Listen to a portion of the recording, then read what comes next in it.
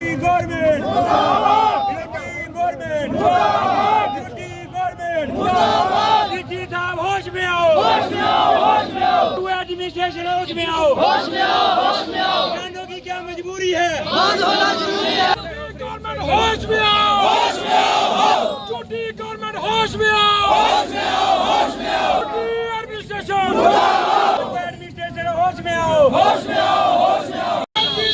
होश में आओ, होश में आओ। एलजी साहब होश में आओ, होश में आओ, होश में आओ। झूठी गवर्नमेंट मुर्दाबाद, मुर्दाबाद, मुर्दाबाद। जी मनोज सिन्हा जी मुर्दाबाद, जी मनोज सिन्हा साहब। झूठी एडमिनिस्ट्रेशन होश में आओ, होश में आओ, होश में आओ। मुर्दाबाद, मुर्दाबाद, मुर्दाबाद, होश में आओ। किसानों की क्या मजबूरी है, बंद होना जरूरी है।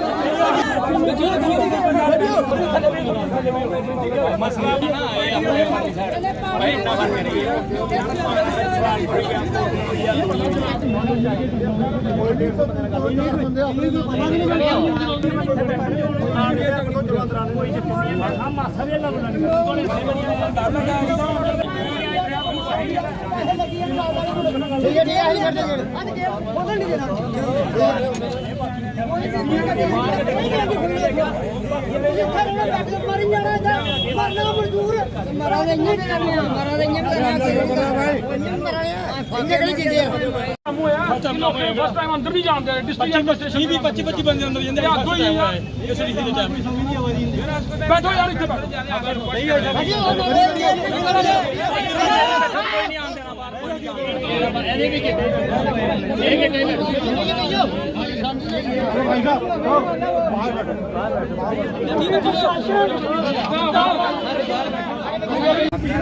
पंचायतों के लोग हैं, सरपंच हैं, मेंबर हैं, मौजूदा बंदे हैं, 5-5 बंदे हम जा सकते हैं।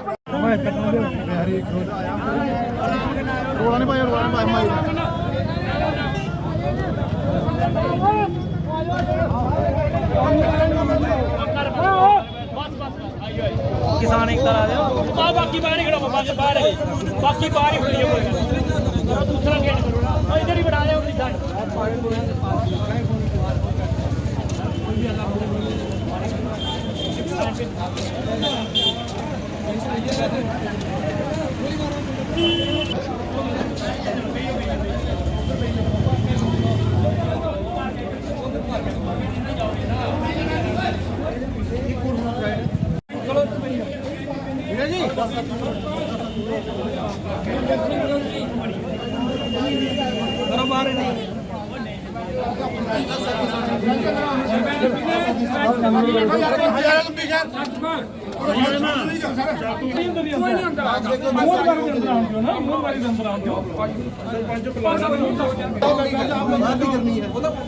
1000 आदमी भी जाओगे सेम बात होगी। वो तो ठीक है,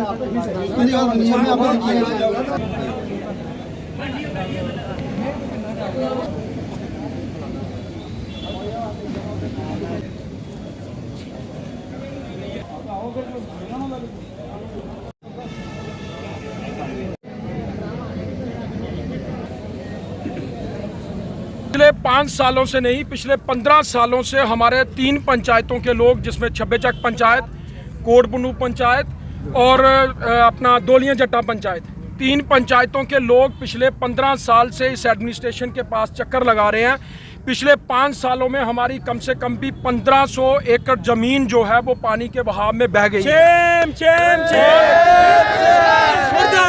और पिछले 5 सालों से एडमिनिस्ट्रेशन के हर एक पब्लिक दरबार में, हर एक ब्लॉक दिवस में हम एडमिनिस्ट्रेशन को इस बात की इंफॉर्मेशन देते आए हैं कि हमारे लोगों का हालत बहुत बुरी है, क्योंकि हमारे लोग जो हैं उनकी मैक्सिमम जो सोर्स ऑफ इनकम है, जो रोजी रोटी का साधन है, वो ज़मीनें हैं। और हमारी ज़मीनें जो हैं वो हमारे किसान, जो छोटे किसान जिनके पास 1 किला ज़मीन, 2 किला ज़मीन, आज की डेट में उनके पास एक खाना बनाने के लिए कोई ज़मीन का टुकड़ा नहीं बचा है। तो ये एडमिनिस्ट्रेशन के लिए एक बहुत, मैं कहता हूँ, निंदनीय बात है और शर्मनाक बात है कि एडमिनिस्ट्रेशन ने आज तक पिछले 5 सालों में वहाँ 1 रुपये का भी काम जो है वो वहाँ पे नहीं किया है।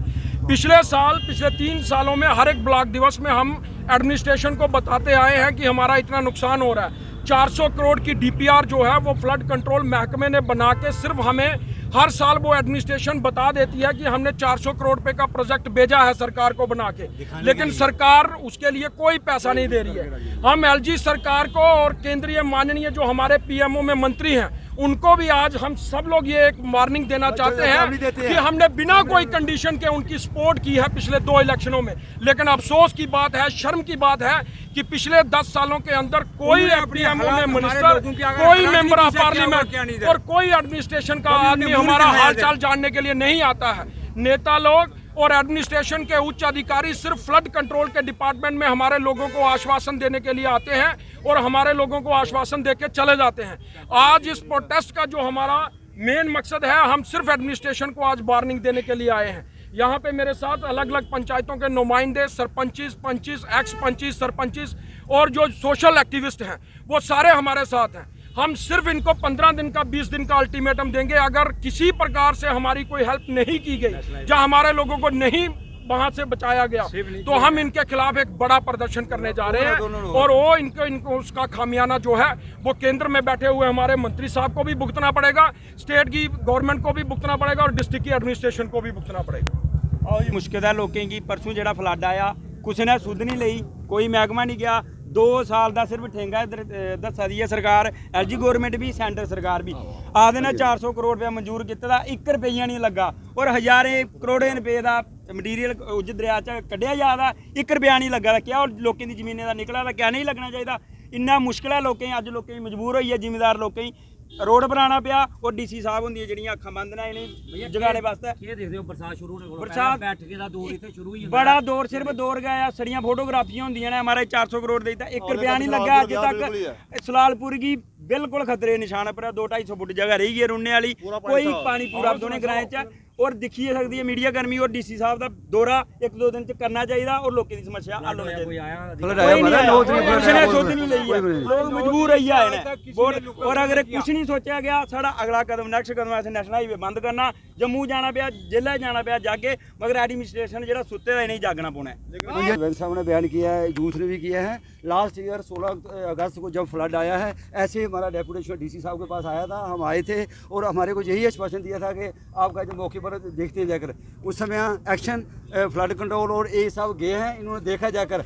फिर उसके बाद में ये आश्वासन दिया 14-15 करोड़ उस समय हमारे को एड स्पार दिए गए। उसके बाद में हमने यही प्रोसेस शुरू किया डिपकाम के पास, डीसी साहब के पास। उन्होंने बोला हमारे पास पैसा कोई नहीं है। फिर हमने डिपकाम को जम्मू में एप्लीकेशन लिखी पूरे ब्लॉक की तरफ, पंचायत की तरफ से कि इस इलाके को दरिया से बचाया जाए, लेकिन किसी ने भी उसके ऊपर कोई भी तवज्जो नहीं दी।